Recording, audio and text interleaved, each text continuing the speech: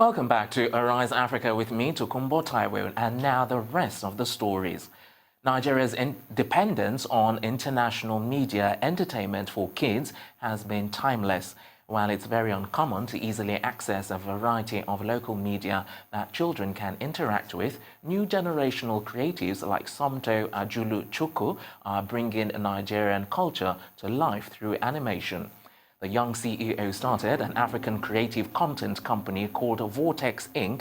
in 2015, and the company, which has captured thousands of followers, focuses on exploring African culture through comics and animation. Vortex Studios International is a creative content and distribution company from the heart of Africa, building timeless lifestyle franchise from the African perspective, telling never-ending stories through various channels of media and merchandise. Somto, the founder and CEO of Vortex Studios International, has developed Vortex from inception in 2015 till date, growing net worth value to over 100 million naira. Publishing award-winning content and internationally recognized projects such as Strike Guard, CBR's top 15 most influential black superheroes. In 2017, he organized through the first content market in Nigeria, Creative Content Conference. Vortex is currently the largest African comic publisher and leading studio in Africa, with over 400,000 subscribers and readers from across the world.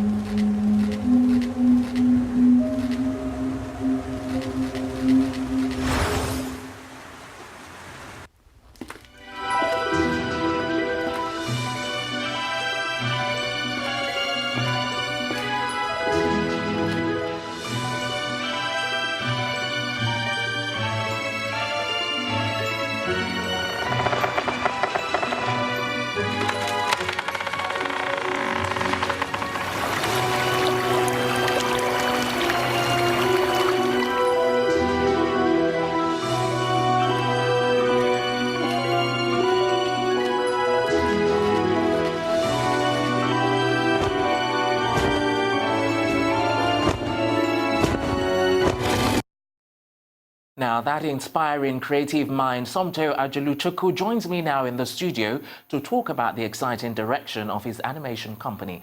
It's good to have you join me here in the studio, Somto. Yeah, thanks, Mr. Tokes. Well, I don't even know where to start. That was quite incredible, what we just saw now.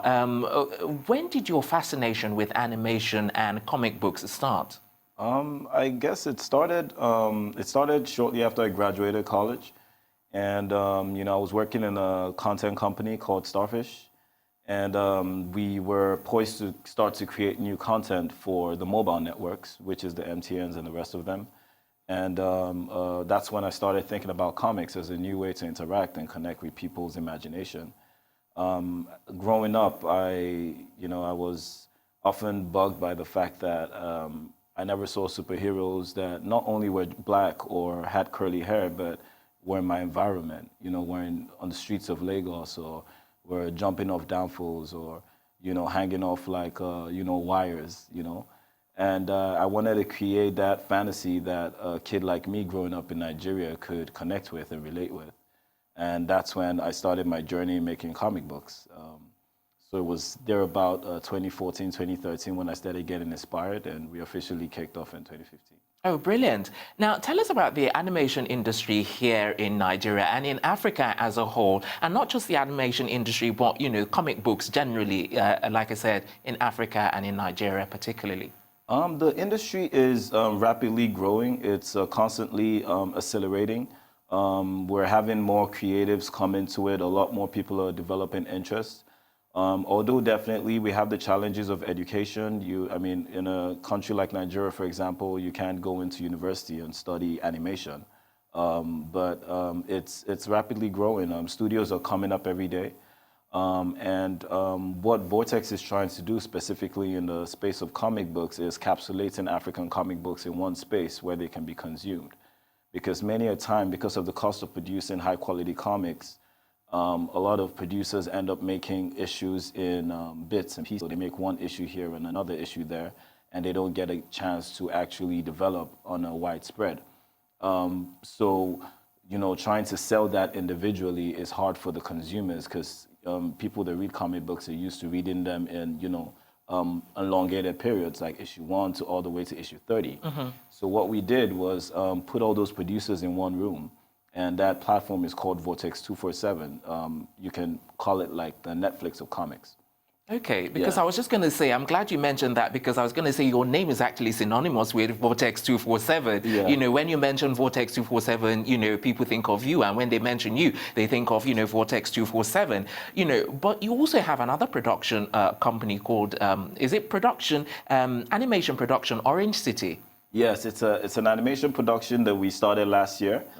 We put out the pilot. The pilot has done phenomenally well. We've done festivals across the world, in Europe and across Africa. Basically, Orange City is an adult cartoon. It was inspired by the likes of Seth MacFarlane and Matt Groening. That's the guy that created Simpsons and Family Guy. And we are just trying to tell a story from an African perspective, but in a fun way where we encapsulate one of the most polarizing aspects of our culture, which is Afrobeat. So it's about an Afrobeat artist and his dysfunctional crew and their road to stardom.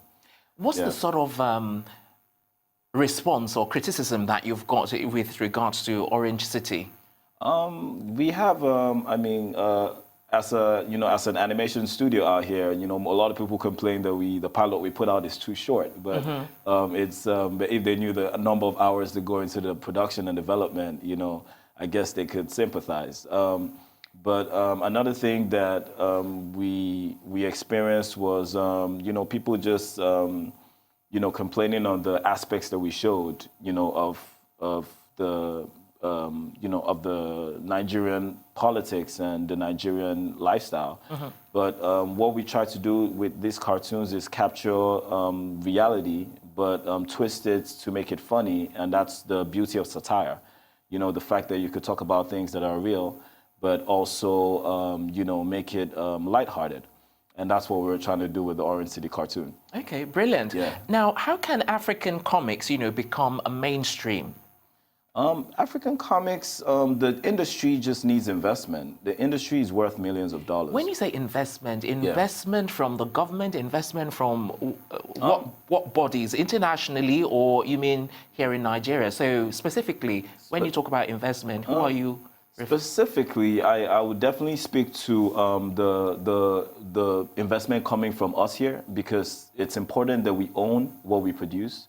I'm not excited about taking handouts from international companies anymore, because if you look in the landscape, everything that is beautiful is being, swooped down by international organizations. So let me clarify. When you say here, are you talking about the Nigerian government? Yeah, the Nigerian, not just Nigerian government, but Nigerian entrepreneurs or moguls that have the access to these funds and have access to this wealth. And if they're looking for a way to redistribute this wealth, definitely that's one angle. From the Nigerian government also, in terms of investing in our education, diversifying our education to accommodate, these skills. We need more animators. The more animators we have, the more affordable it is to produce animation. The more animators we have, the more animation studios we have, and it leads into employment. So there's only the plus side for the government taking a look into this level of entertainment. And not just in animation, even in film. As much as Nollywood is blowing up, we don't have a lot of film schools.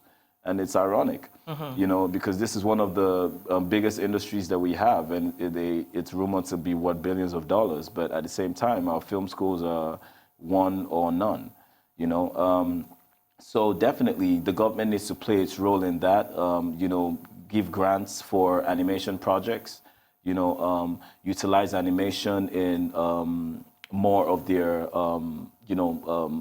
civil, whatever responsibilities. Exactly, social corporate responsibilities. Okay. And all that stuff. Definitely, that could support the industry. Okay, let me take you back, some time back now, in terms of, because I know that you studied economics, and you got your degree from one of the universities in the US. So I'm wondering how you got your training in animation. Are you self-taught, or did you have to go through, tedious training? Currently, I don't animate. I just have a serious passion for it. I work with a lot of producers. I work with a lot of animation talents. I discover a lot of animation talents. We have a program at the studio where we even train animation talent to become, to improve their skill. I've always been very passionate about it. A lot of people assume that I animate myself because of how deeply involved I am. So this is quite good that you're clarifying right here on the program. But I don't. I'm a producer, director. Sometimes I write, but where I find my most joy is just being in that process of where it's being created and being around these amazing artists and creatives who, who work really hard. Animation is, there's a group called 10,000 Hours on Facebook. And the reason why that name is so significant is because of how long it takes to become an animation expert. How long then does it take? 10,000 hours. Really? How does that equate to in terms of days and months and years? So when you think about it, it takes about 6 months to become to become at a basic level. And by the time you're going into a real professional, you come in about 3 years. So it's a full vocation, which is why it's imperative that we have it in our educational system. That was the process of me getting into it.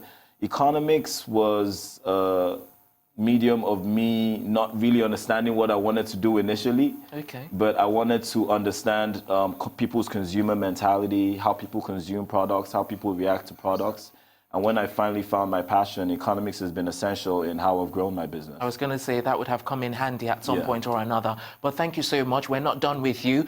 We need to go on a break. When we come back, hopefully, we'll be able to have more of this conversation. You're still watching Arise Africa right here on the Arise News channel. More when we return. Do stay with us.